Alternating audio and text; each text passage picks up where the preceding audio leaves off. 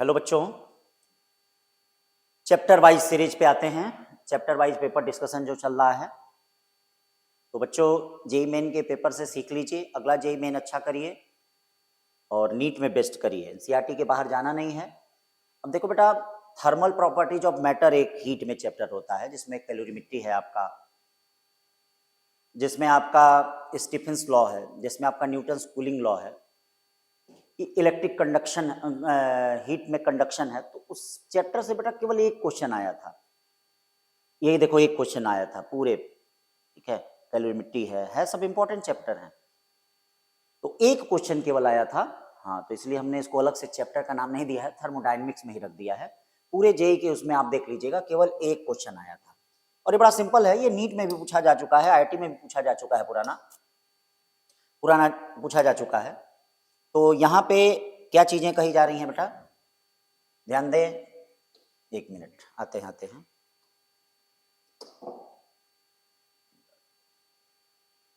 एक मिनट,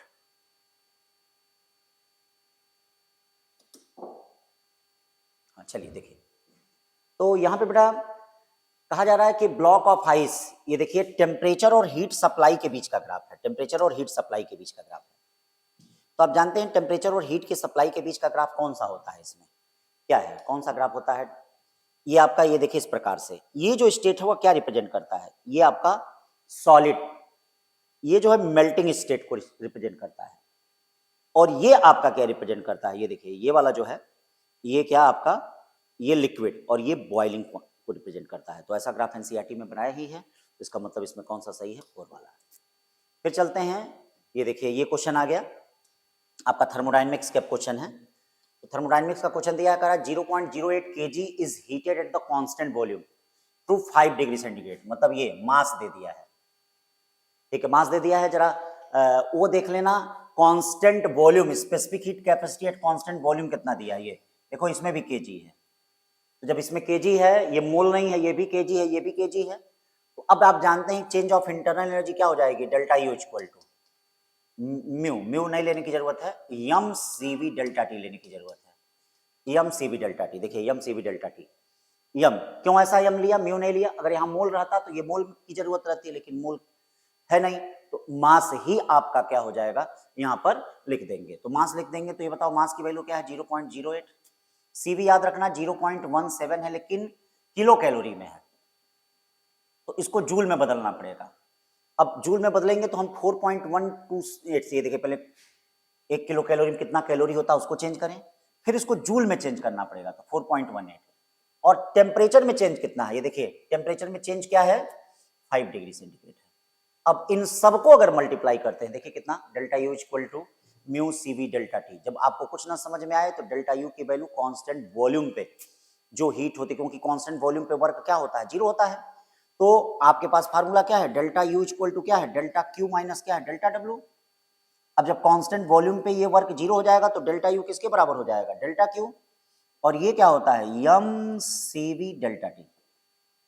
क्योंकि सीपी के यूनिट में केजी है, तो इसीलिए यहाँ पे केजी से कोई दिक्कत नहीं है, हमें कहीं कोई प्रॉब्लम नहीं है, आराम से अब उसको क्या है, मल्टीप्लाई कर दीजिए। तो यूनिट का खास ध्यान रखें थोड़ा, तो जब मल्टीप्लाई करेंगे तो तीसरा ऑप्शन आएगा। फिर आइए देखिए दूसरा क्वेश्चन क्या है, ये पुराना बहुत इंपॉर्टेंट क्वेश्चन है।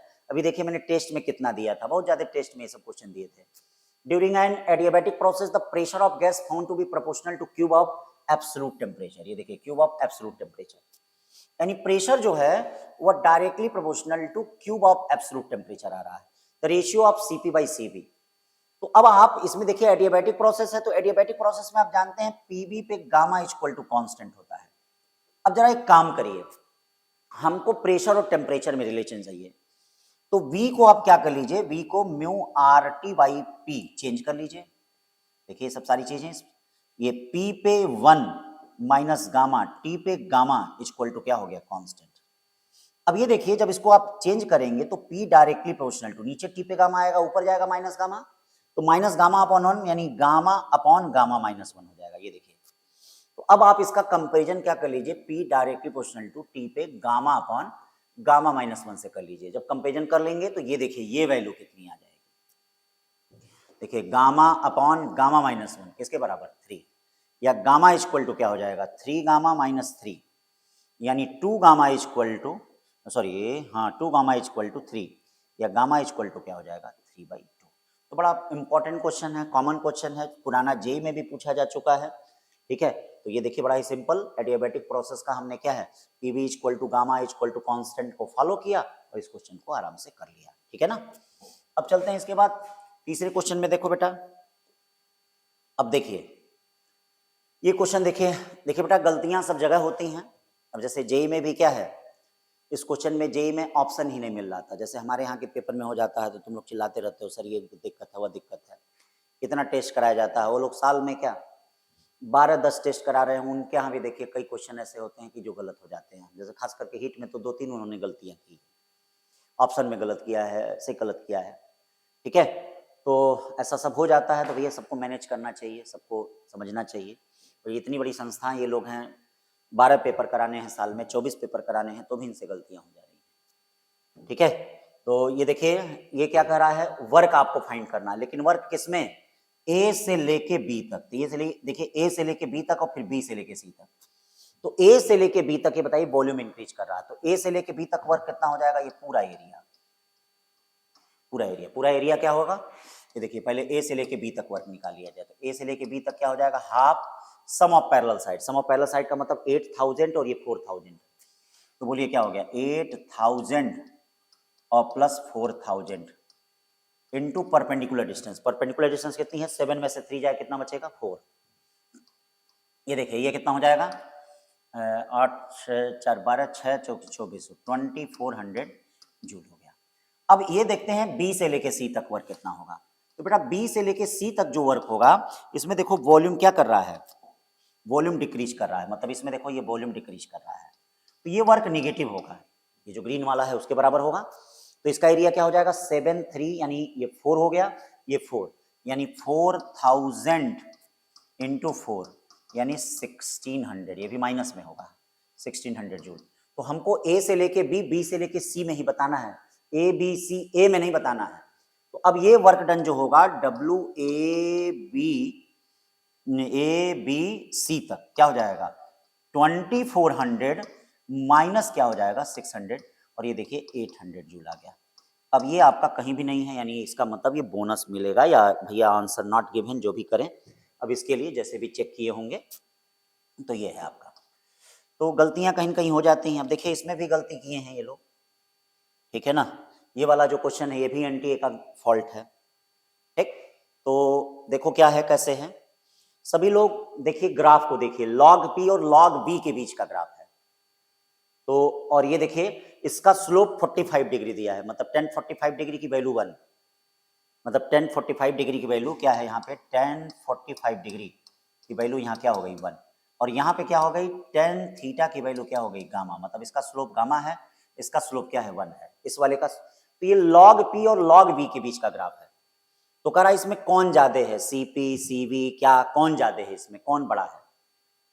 तो आप ये जानते होंगे कि जो मोलर स्पेसिफिक हीट कैपेसिटी होती है, क्यों बेटा याद करिए, molar specific heat capacity C equal to क्या होती है Cb प्लस R अपॉन क्या होता है 1 माइनस गामा। और एक चीज ये जानते होंगे Cp इक्वल टू क्या होता है Cb प्लस R होता है, क्यों Cp minus Cb equal to R होता है, Cp equal to Cb plus R। तो यहां हमको क्या करना है, Cb तो हमको पता ही है, Cb ये तो एक चीज हमेशा याद रखिएगा, Cp सबसे ज्यादा होता है, Cp सबसे ज्यादा होता है। तो ये ग्राफ में देखने से जैसे ये पता चल रहा कि 3 वाला हो सकता है, मे भी सही है, लेकिन क्या Ca इक्वल टू Cb है, जरा देखते हैं। तो पहले हम इस ग्राफ से पहले हम क्या करते हैं, इस ग्राफ का स्लोप निकाल लेते हैं। तो आप किसी भी पॉलीट्रॉपिक प्रोसेस के लिए ये आप पढ़े हैं, लेकिन गामा कितना होगा, गामा की वैल्यू क्या होगी जरा देखते हैं। तो जब इसमें देखेंगे, मान लीजिए इसका स्लोप यक्स है, सपोज करिए स्लोप यक्स है, तो ये y इक्वल टू mx का फार्मूला है। देखिए y equal to y axis पे कौन है log p, यम मान लेते हैं यक्स, यम मान लेते हैं यक्स, यक्स कुछ भी है, जैसे इसमें यक्स क्या है 1 है, अब ए वाले में यक्स कितना है गामा है, ये देखिए यक्स मान लेते हैं। तो अब देखिए log p इक्वल टू क्या हो गया log b, या इसको आप क्या लिख सकते हैं log p equal to log b पे यक्स। देखिए log log कैंसिल हो गया, p अपॉन b पे यक्स इक्वल टू कांस्टेंट, या pb minus x equal to क्या हो गया कांस्टेंट। चलिए P B minus X equal to constant हो गया। चलते हैं सबसे पहले ए वाले के लिए चलते हैं, सबसे पहले किसके लिए चलते हैं, ए वाले के लिए। आइए ए वाले के लिए चलते हैं। ए वाले के लिए यक्स क्या है, ए वाले के लिए यक्स जो है गामा है, उसका molar specific capacity C equal to क्या हो जाएगा, C B plus minus gamma से। एक्स की वैल्यू क्या है, मतलब एक्स की वैल्यू माइनस गामा है, तो आर अपॉन क्या हो जाएगा, 1 प्लस गामा हो जाएगा। ये देखिए आर अपॉन प्लस गामा, और आप गामा की वैल्यू यहाँ पे जानते ही हैं, ठीक है, मतलब 2 से तो कम ही होगी गामा की वैल्यू। अब यहाँ पे देखिए ये क्या होगा, ये सी ए के लिए हो गया। अब बी के लिए चलते हैं, बी के लिए क्या हो जाएगा भैया, सी बी इक्वल टू क्या हो जाएगा, C B plus R upon, इसके लिए क्या हो जाएगा, एक्स की वैल्यू -1, तो गामा की जगह अगर ये जो गामा है इसकी जगह -1 रखेंगे तो कितना आ जाएगा, 2 आ जाएगा।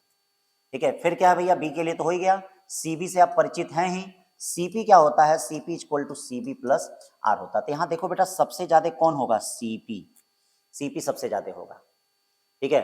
और ये देखिए सब ये ज्यादा ही हैं, सीबी से ज्यादा हैं, तो सबसे पीछे कौन होना चाहिए, ये चीज है, सबसे पीछे सीबी होना चाहिए, सबसे पीछे क्या होना चाहिए। लेकिन इसमें देखो कहीं ऐसा है कि सीपी सबसे आगे है, सीपी सबसे आगे तो है, लेकिन कहीं सीबी सबसे पीछे है, देख लो सीबी तो सीबी ही रहेगा ना। और सीबी क्या है, CB CB plus R by 2, इसका मतलब ये वैल्यू ज्यादा होगी, सीए क्या होगी, इससे ज्यादा होगी, तो इसका मतलब कहीं ऑप्शन यहाँ पे मिल नहीं रहा है, तो कोई ऑप्शन नहीं मिल रहा है, तो ये भी हो सकता है आपको बोनस ही मिला ही होगा। तो इसलिए देखिए गलतियां हर जगह होती हैं, कॉन्सेप्ट आपका वही है, कॉन्सेप्ट आपका क्या समझना है, लॉग पी और लॉग बी के बीच का रिलेशन, तो पॉलीट्रॉपिक प्रोसेस में देख लीजिए क्या होता है। फिर उसके बाद ए के लिए क्या हो जाएगा, ए के लिए C B plus R upon 1 plus gamma minus, ये देखिए गामा माइनस गामा है तो यहाँ पे रखेंगे तो प्लस गामा हो जाएगा। सी बी के लिए ये इसकी वैल्यू 1 है तो यहाँ 1 रखेंगे तो क्या हो जाएगा, ये हो जाएगा सी बी इक्वल, तो ये देख लीजिए यहाँ बीच में आपका सी ए और सी बी आएगा, सी पी बड़ा होगा, सी बी सबसे छोटा, ठीक है ना। तो इस तरह से ये है। फिर इसमें चलते हैं 5 वाले में, देखो 5 वाला भी बड़ा प्यारा क्वेश्चन है। अब इसमें भी देखिए उनका फॉल्ट रहा है, 5 में भी, 5 में भी एक नहीं दो ऑप्शन है, पहले देखा जाए क्या है कैसे। अब देखिए यहाँ पे ये ए है बी है, तो भैया जैसे कंप्रेशन का और एक्सपेंशन का ग्राफ आपको क्लास में बताया हमने, तो ये देखिए यहाँ पे ये वॉल्यूम बढ़ रहा है, इसका मतलब एक्सपेंशन हो रहा है, तो एक्सपेंशन हो रहा है, तो ग्राफ को ये देख के बताइए कौन एडियाबैटिक है, कौन किसका स्लोप ज्यादा है। तो आप देख रहे हैं बी का स्लोप ज्यादा है, देखिए बी का स्लोप कोई चीज गिराई जाएगी तो कंप्रेशन में क्या, एक्सपेंशन में क्या देखा जाता है, स्लोप देखा जाता है, तो जिसका स्लोप ज्यादा होगा वह क्या होगा, एडियाबैटिक। मतलब बी वाला ग्राफ क्या रिप्रेजेंट कर रहा है, एडियाबैटिक रिप्रेजेंट कर रहा है, और सी वाला क्या रिप्रेजेंट कर रहा है, आइसोथर्मल। देखिए इसका स्लोप कम है, सॉरी ए वाला आइसोथर्मल रिप्रेजेंट कर रहा है, और बी वाला क्या रिप्रेजेंट कर रहा है, एडियाबैटिक। तो अब देख लो पहला ऑप्शन क्या करा, पीबी पे गामा इक्वल टू के फॉर प्रोसेस बी, भैया एडियाबैटिक प्रोसेस है तो पीबी पे गामा इक्वल टू के को फॉलो करेगा कि नहीं, और ये आइसोथर्मल प्रोसेस है तो इसका मतलब ये बॉयल्स लॉ को फॉलो करेगा, यानी पीबी इक्वल टू के को फॉलो करेगा, पीबी इक्वल टू के को फॉलो करेगा कि नहीं, यानी 1 सही है।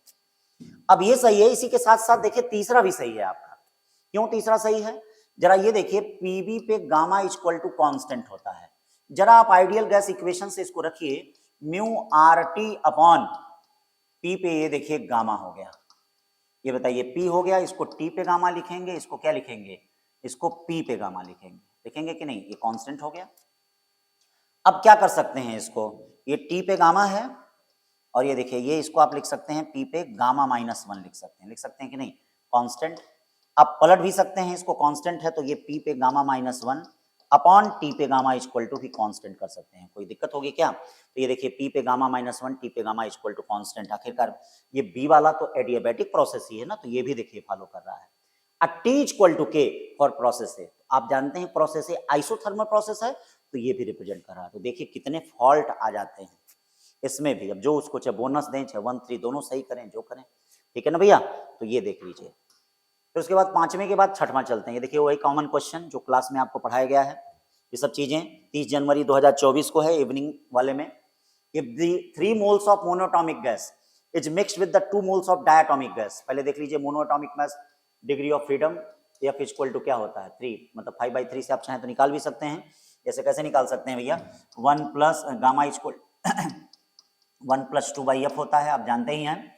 गामा की वैल्यू 5/3 रखेंगे, 5/3 में से बन जाएगा तो कितना बचेगा 2/3, तो ये देखिए 3 आएगा। यहाँ भी डायटोमिक का भी आप रख के निकाल सकते हैं 7/5 1 + 2/5, 1 + 2/5, तो ये देखिए 7/5 में से ये क्या 2/5, यानी इसका डिग्री ऑफ फ्रीडम कितना हो गया, इक्वल टू 2। करा the value of adiabatic exponent, तो सबसे पहले हम डिग्री ऑफ फ्रीडम मिक्सचर का निकाल लेते हैं। तो मिक्सचर का डिग्री ऑफ फ्रीडम निकालने के लिए क्या है आपके पास, ये देखिए मिक्सचर का डिग्री ऑफ फ्रीडम निकालने के लिए है N1, चाहे CV1 करिए, चाहे आप यही ले लीजिए N2, चाहे CV मिक्सचर आप निकाल सकते हैं, जैसे करिए, जैसे पहले कई लोग CV मिक्सचर निकालते हैं, CP मिक्सचर निकालते हैं, तब गामा मिक्सचर निकालते हैं। लेकिन अगर सब आपको पता है तो डिग्री ऑफ फ्रीडम मिक्सचर का निकाल लीजिए, N1 F1 N2 F2 upon क्या होता है, N1 + N2 होता है। तो 3 मोल क्या कर रहा है ये, और इसका डिग्री ऑफ फ्रीडम 3, N2 क्या कर रहा है 2 मोल, डिग्री ऑफ फ्रीडम इसका 5 अपॉन कितना हो जाएगा 3 2 5, ये देखिए 3 3 9 हो गया, 9 और 10 19 बाई कितना हो गया 5 हो गया, 19 बाई कितना 5।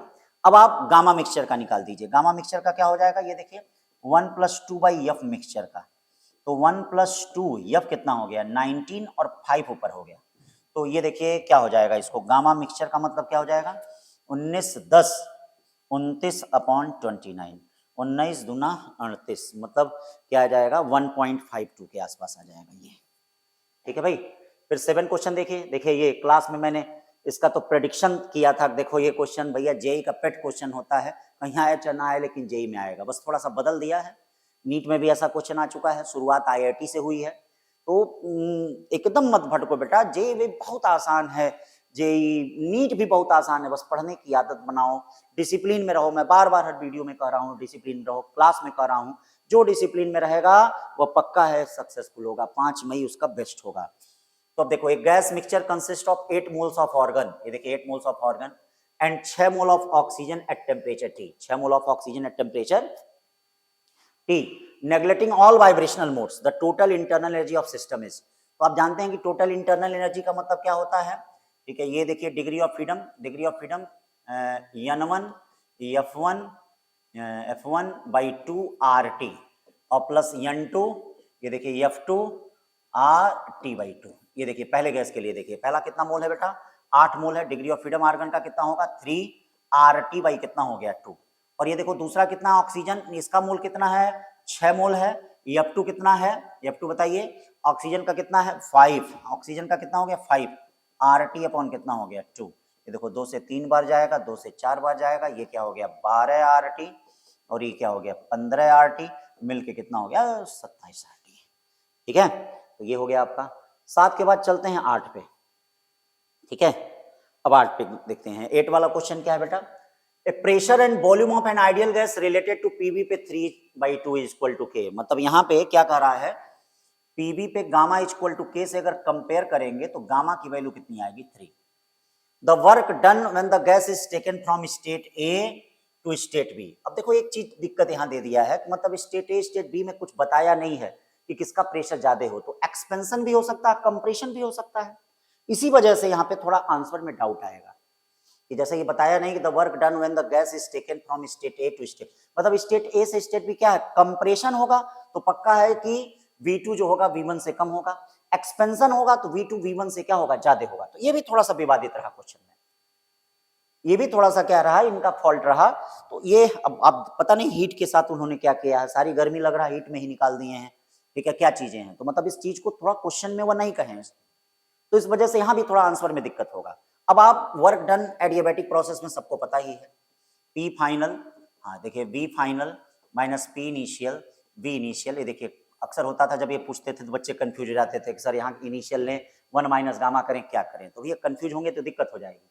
तो P फाइनल बेटा क्या हो जाएगा, ये देखिए P फाइनल कितना हो गया, P फाइनल हो गया P2 V2 minus P1 V1 upon 1 minus 3 by क्या हो गया 2, 3/2 हो गया, 3/2 हो गया, 1 में से 3/2 जाता है तो क्या बचता है वो बताइए, 1 में से 3/2 जाता है, 1 में से 3/2 जाएगा, 1 में से 3/2 जाएगा तो -1/2, तो यहाँ हम अगर -1/2 रखते हैं तो -1/2 का मतलब -2 ऊपर चला जाएगा, P2 V2 minus P1 V1, ठीक है ना। अब ये देखिए W इक्वल टू क्या हो जाएगा, माइनस अंदर करेंगे तो 2P1 V1 minus P2 V2, ये चीज आ रही है, ठीक है, तो इसका मतलब पहला तो मिल रहा है, लेकिन क्वेश्चन में चूंकि कहा नहीं कंप्रेशन और एक्सपेंशन को, बात सही कहा नहीं, तो मान लीजिए अगर ये वैल्यू ज्यादा है तब तो ठीक है पॉजिटिव है, लेकिन P2 V2 अगर ज्यादा होगा तो इसका मतलब इसमें से इसको माइनस करेंगे तो ये वैल्यू निगेटिव आएगी कि नहीं, तो ये भी इनका रहा था, इसीलिए 1 भी हो सकता है या 2 भी हो सकता है, 1 और 2 में कोई भी सही हो सकता है, 1 और 2 में कोई भी सही, क्योंकि एक्सपेंशन और कंप्रेशन ये सही नहीं किए हैं, ठीक है ना, लेकिन तब भी हम 1 को ही मानते हैं। तो सूझबूझ का प्रयोग करिए, बहुत परेशान होने की जरूरत नहीं है, फार्मूलों को याद करने की जरूरत है। देखिए देखिए फार्मूला क्लास में कितनी बार डिस्कस हुआ है, कई लोगों से पूछा है, वो वही काम आप करते नहीं है, फिजिक्स में फार्मूला याद नहीं करते हैं। तो वही फार्मूला अगर याद रखेंगे तो जेईई और नीट तो काफी अच्छा हो जाएगा।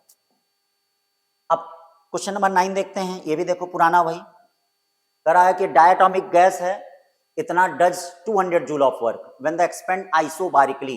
तो बेटा आइसोबारिकली में वर्क क्या बताया है, बोलो क्लास में क्या बोला था, आइसोबारिक में पी डेल्टा वी या म्यू आर डेल्टा टी, इसकी वैल्यू दे दिया है 1 कितना दे दिया है 200 जूल दे दिया है, देखो ये दे दिया।